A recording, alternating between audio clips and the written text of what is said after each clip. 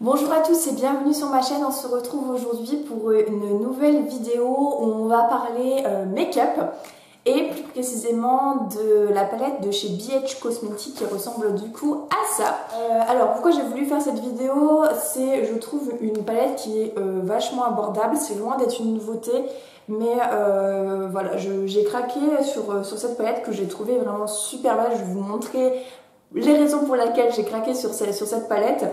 Mais je la trouvais vraiment jolie, abordable. Donc comment se présente cette palette? Donc vous avez déjà donc, le carton qui se trouve là avec un effet, je sais pas, de coussin, je sais pas quoi, voilà, on sait pas. Donc pour ceux qui ne savent pas, pardon, Carly Bybel, on va dire comme ça, c'est une youtubeuse, alors je pense qu'elle est américaine si je ne dis pas de bêtises, mais en tout cas ses vidéos sont en anglais, elle a environ 6 millions d'abonnés sur sa chaîne, hein, n'est-ce pas? Et donc c'est beaucoup déco et make-up, principalement make-up sur sa chaîne. Et donc elle a fait un genre de partenariat avec la marque BH Cosmetics. Donc moi je connaissais pas du tout cette marque. Donc vous avez deux possibilités, soit d'acheter directement sur le site de BH Cosmetics, mais en fait il n'y a pas de site français, c'est sur un site.com. Donc moi je ne sais jamais, je n'ai jamais acheté sur ce genre de site parce que je ne sais pas, c'est des frais de douane, tout est en dollars, donc on ne sait pas vraiment, voilà. Ou bien sinon, personnellement, moi je l'ai acheté chez Etam, ça fait plusieurs années maintenant que Etam ont leur propre marque de make-up, mais ils sont aussi revendeurs de marques, dont bah, du coup BH Cosmetics. Je me promenais avec une copine et puis en fait je suis tombée amoureuse de cette palette. Donc je disais, elle ressemble du coup à ça. Vous avez du coup un carton et après donc c'est exactement la même chose que ça. Vous ouvrez et vous tac, bim bim. Et donc voici la dette. Vous avez un petit film transparent qui je trouve là est indispensable pour pas en foutre partout, n'est-ce pas? Donc, qu'est-ce qu'ils disent? Il y a donc 21 fards et highlighters. Donc ça va être plutôt dans les mêmes tons, hein, les tons un peu, voilà, violets, etc. Et en fait, moi, je suis tombée amoureuse de cette palette pour un fard, oui, Ophélie, qui est en fait celui-ci, que je vous montre la bête, bim.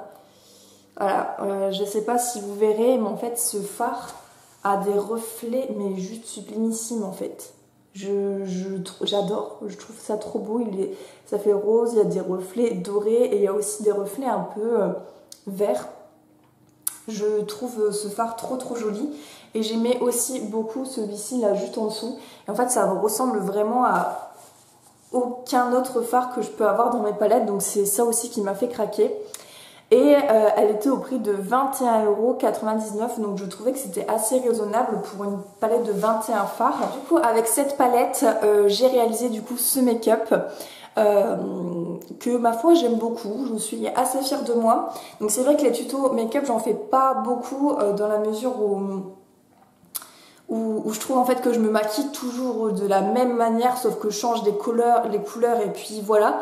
Mais cette palette m'inspire et j'ai changé certaines choses pour me maquiller pour ce make-up et du coup c'est pour ça que je voulais partager ceci avec vous. Donc je vous laisse tout de suite avec le make-up et on se retrouve juste après pour mon avis final sur cette palette. Donc je commence par prendre ce pinceau là qui est le 200 de chez Kiko et je vais prendre cette couleur là qui est un violine assez clair que je vais venir travailler dans le creux de paupière.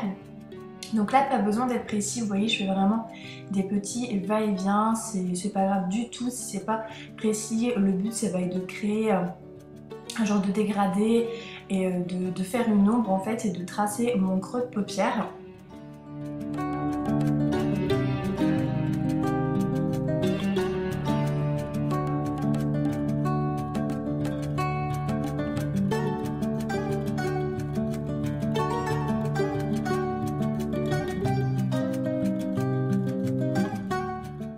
Je viens ensuite prendre un pinceau pour estomper tout ça, donc c'est le pinceau E40 pardon, de chez Sigma. Donc je viens estomper ce que je viens de faire parce que vous voyez que ça fait des paquets. Donc voilà, il suffit d'estomper pour retrouver quelque chose d'homogène et que ça ne fasse pas justement cet effet paquet.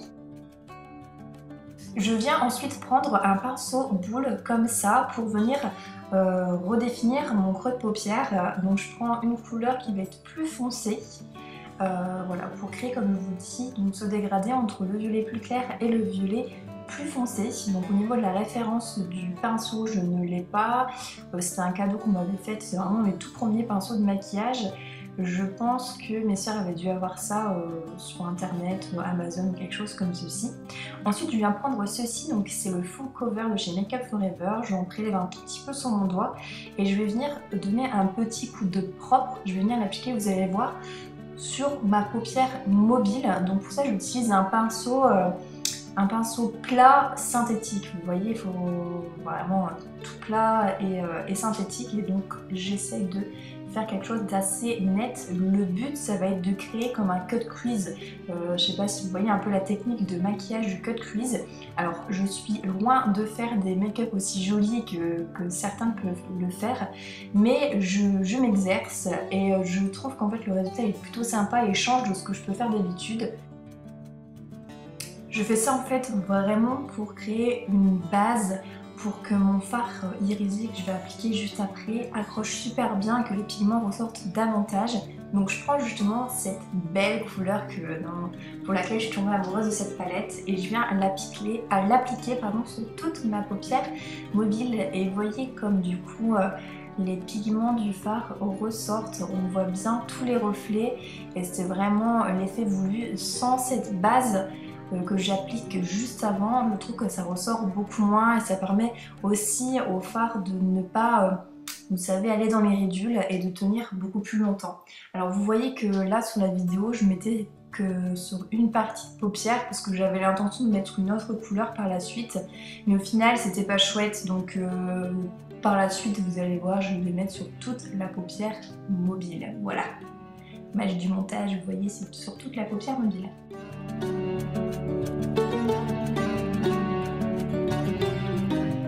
Je viens reprendre le pinceau boule que j'ai utilisé juste avant sans le nettoyer, vraiment avec la même couleur, et je vais revenir rappliquer de la couleur en fait dans le creux parce que je trouve que c'était pas assez marqué en fait.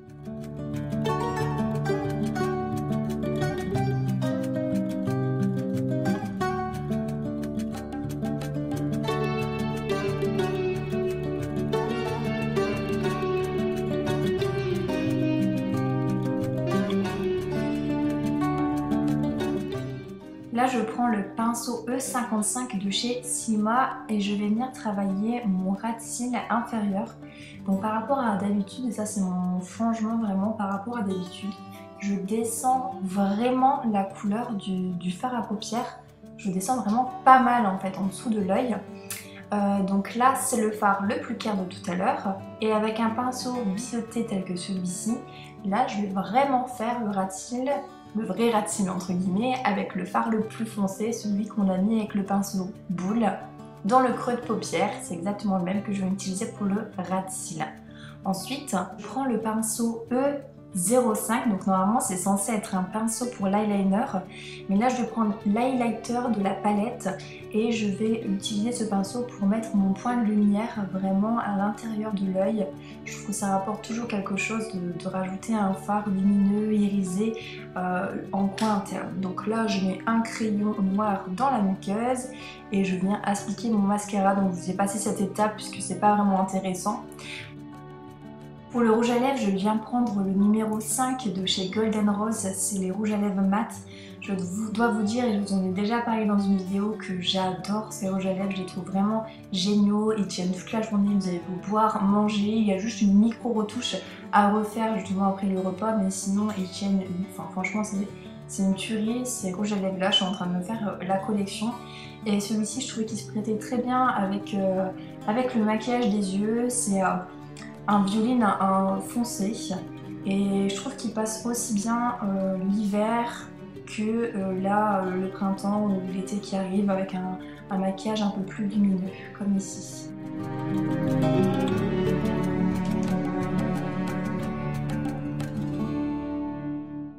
Voici le résultat final. J'adore ce look, je le trouve vraiment frais et s'adapte vraiment pour tous les jours.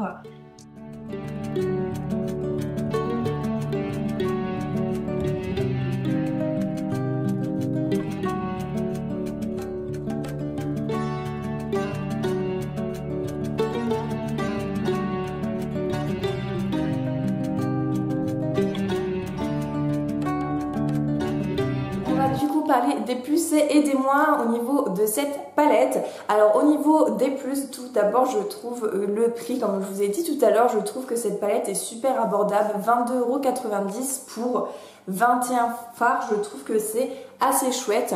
De plus, la palette est, je pense que vous avez vu quand même, hyper pigmentée. Je vous ai montré celui-là tout à l'heure, je vais peut-être vous swatcher là, vous voyez, je trempe à peine ma main. Et voilà, j'ai de la matière vraiment, enfin sans aucun souci. Et un qui est super important, en tout cas pour moi, je sais qu'il y en a qui s'en foutent complètement, mais moi je trouve que c'est génial, c'est le fait que, je sais pas vous éblouir, mais le fait qu'il y ait un miroir. Alors certes en plus la palette elle est pas chère et vous avez un miroir, en tout cas vous voyez par exemple pour faire le tuto aujourd'hui, bah, ça m'a bien aidé, j'ai utilisé directement ce miroir là et c'est génial. Je trouve que quand vous partez loin de chez vous, vous n'avez pas besoin de prendre votre miroir, c'est intégré à la palette, enfin c'est super je trouve. En plus, je trouve qu'elle est quand même vachement variée, c'est-à-dire que pour une fois, il y a énormément d'irisé, certes, mais vous avez aussi des mats et je trouve que c'est quand même indispensable d'avoir les deux dans une palette. Alors maintenant, passons au point négatif et je trouve qu'il y en a. Je trouve que déjà, tout du moins dans la manière dont ils ont présenté les fards, parce que c'est pas écrit derrière qu'il y a des bronzers ou quoi que ce soit, mais ces deux fards-là, en fait, moi, je les prends comme des bronzers, je sais pas comment vous expliquer, mais... Là pour moi c'est lighter et là c'est bronzer. Enfin je trouve pas qu'on puisse faire voilà, c'est pas du tout un bronzer pour moi, il est pailleté, super irisé, etc. Mais derrière c'est pas non plus marqué bronzer quoi. Je sais pas si vous comprenez, mais je trouve que du coup l'agencement de la palette elle est mal faite. Ils auraient pas dû mettre un gros comme ça, ils auraient dû mettre plus petit ici, enfin bref, après c'est des petits détails mais qui pour moi comptent. Voilà, je suis peut-être un peu toquée mais voilà.